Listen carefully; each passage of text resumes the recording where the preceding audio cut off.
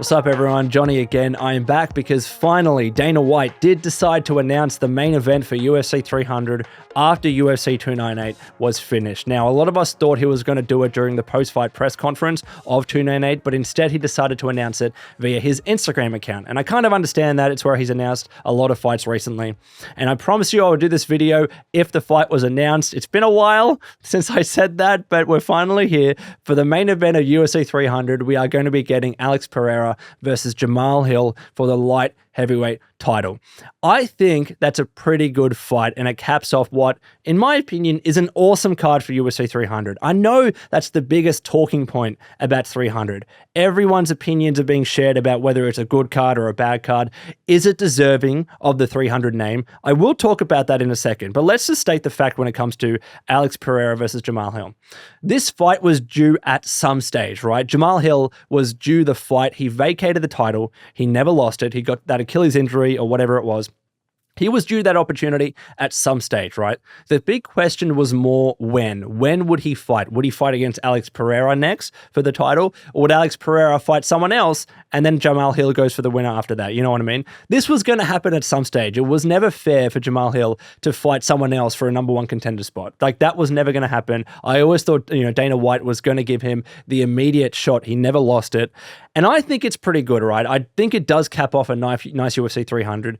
This card was never going to compete with the likes of 200 or 100 because there are such big names on those cards, right?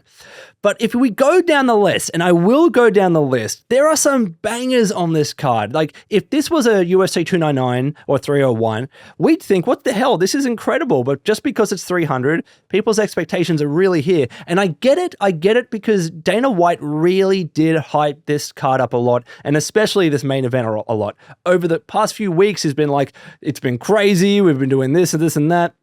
So because of that, we were all like, oh my God, what's it going to be? And maybe that's why people were a little bit let down. But it's his job. He's a promoter. Like, you expect him not to get excited for his upcoming fights? Of course, that's what he's expected to do. If he didn't do that, if he was low-key about it and he himself wasn't excited, I'd be surprised by that. That would concern me a little bit more. So I'm happy with it. I'm fine with it. And we will go down the list of all the fights currently confirmed to be happening at UFC 300. Apparently, there is one more fight yet to be announced. Who knows who that's going to be? But again, for the title, we have Jamahal Hill coming up against Alex Pereira, the champ. If I was to give an early prediction for that, I'm currently leaning towards Pereira. I don't know how ready Jamahal Hill is going to be. I always thought that his injury was a little bit more severe and maybe he had to wait until way later this year as opposed to April when, 300 is taking place. So is he going to be ready? Is he going to be ready to deal with the kicks of Pereira? Is Pereira just going to absolutely hound his ankles? Probably. But currently, I would give the slight nod to Pereira. But of course, Rob and I will do our predictions when we're back and when we're ready for MMArcade podcast. And then for the co-main, we have, for the strawweight championship, Weili Zhang against Xiaonan Yan, sorry. I think that's a pretty good co-main, right? I know there's a lot of people that criticize it because, it's a women's event, blah, blah, blah. There had to be a women's championship bout on this card. There had to be. It wouldn't be fair. And I think that's pretty great. Like, I love Zhang. I think this is going to be a banger. Let's see what happens as it's the co-main. So we're going to get a nice 5-round fight. And they're going to get pay-per-view points as well. So I think they deserve this for sure. But then we have Justin Gaethje against Max Holloway for the BMF title. Let's put aside this little BMF title. It's not real. They're fighting because why not? I'm so surprised Justin Gaethje took this fight. I genuinely am. All he had to do was wait a little bit, and he was in line to fight Makhachev. 100% he was. I think even Islam said that he thought he was going to fight Justin next, right? He was expecting that fight. He didn't want to fight Oliveira again because he thought he'd beat him pretty convincingly, right? All Justin had to do was wait. So I don't know why he's taking this fight against Max Holloway. It's going to be a banger. This is a great fight. Personally, as a fight fan, I'm very, very happy. But if he loses, he's risking everything here. If he wins, he's in no better position to go against, Islam for the title. Either way, I think he deserves a title. But if he loses, then there's no way he's getting that title shot until he wins another fight after that. And I'm not suggesting that Max is going to beat him. I think Justin will win. But still, he's putting himself at a big risk because anything can happen in these fights. If he loses, that's it for him, especially because we get to the next fight, which is Charles Oliveira against Arman Tsarukyan, right? Because if Justin Gaethje loses and either of those guys win, they're getting the opportunity. Charles Oliveira was meant to fight for the title, and he only didn't do so because he got injured with that gash above his eye or whatever it was before his fight against Islam when he was training, right? Charles arguably should be getting the title fight next. Islam said he wanted to fight in March.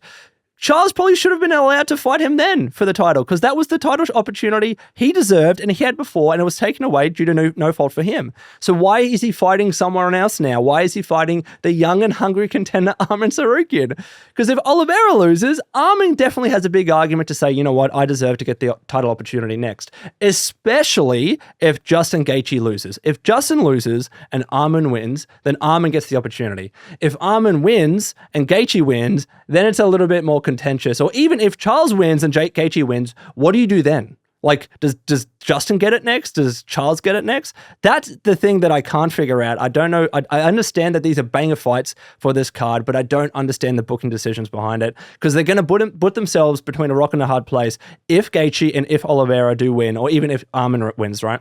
So we'll see. I'm personally excited for it, but we'll see what happens. And then for the rest of the main card, we have Yuri Prochazka against Alexander Rakic. I'm really excited to see Prochazka try and bounce back from his previous loss. I don't think that fight was really his full potential and what he showed us before in the division, so that's going to be a good fight. And then we got the prelims, right? And I believe that is the main card, and these are the prelims and the early prelims. At least this is what MMA Media says. Whether these are the actual prelims and the actual early prelims, I don't know. But apparently, so Calvin Kattar is going to be fighting Aljamain Sterling on the prelims. I'm excited to see this because I want to know how well Aljamain does at this new weight class. I don't think Aljamain was ever going to get an immediate rematch against Sean O'Malley. Arguably, he deserved it. Like, he was a pretty convincing champion. He had a number of defenses, and he could have easily fought someone else and then gone against Sean O'Malley. But he was talking about how he hates that weight cut. He absolutely hates it. And now he's on top of his game. He was talking to Ariel Helwani about this. He feels very comfortable at that weight class at 145 pounds. So let's see how he does against Calvin Kattar, because he's not going to be a walk in the park.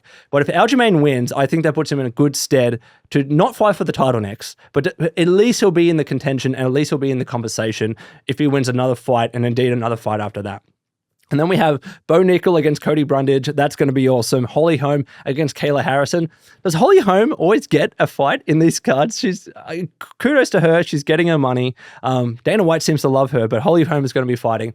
And then this is crazy, right? Apparently for the early prelims, Jessica Andrade against Mariana Rodriguez, Diego Lopez against Sodiq Yusuff, Jim Miller against Bobby Green.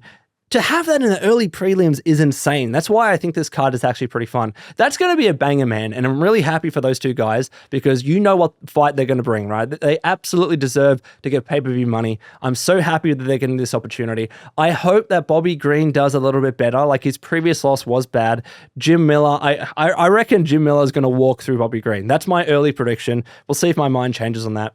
And then this is crazy, right? I don't know why this is on the early prelims, if it's true.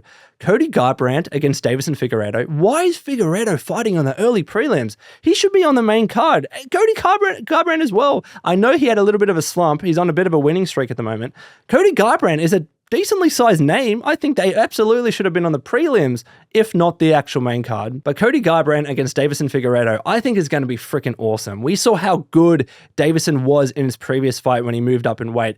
Even though he was much smaller, he just looked strong. Like, he was still ripped, but his punches were actually absolutely dominating. And then Cody Garbrandt, as I mentioned, he's on a little bit of a win streak. So let's see what happens with that. But overall, and still with one fight to be announced, I'm very happy with UFC 300. I think that is a great card. I think it's fitting of the name of 300.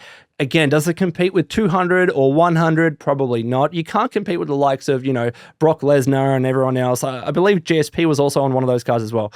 So it was never going to compete against those cards. And maybe Dana White has hyped it up a little bit too much, but that's his job, and I still think it's pretty great. So let me know what you think in the comments below about UFC 300. What do you think about the main event between Alex Pereira against Jamahal Hill? Who do you think is going to win that? Hopefully we do the podcast soon when Rob returns after just beating Paulo Costa. I'm still so gassed after that card. Rob obviously beat Paulo by decision. If you missed my immediate reaction to UFC 298, I'll link it in the description below. And there, of course, I also talk about Ilia Topuria knocking out Volk.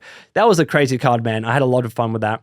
But also as well, if you continually want to keep seeing videos like this where I talk about the latest news in the MMA world and the UFC world, we know how the UFC is. Oftentimes we'll do a podcast and big news breaks and then we can't talk about it for a full week. So if I can do these videos in between to keep the channel active, I'm more than happy to do so. So until next time, this has been Johnny. Please take care of yourselves and I hopefully see you in the podcast next.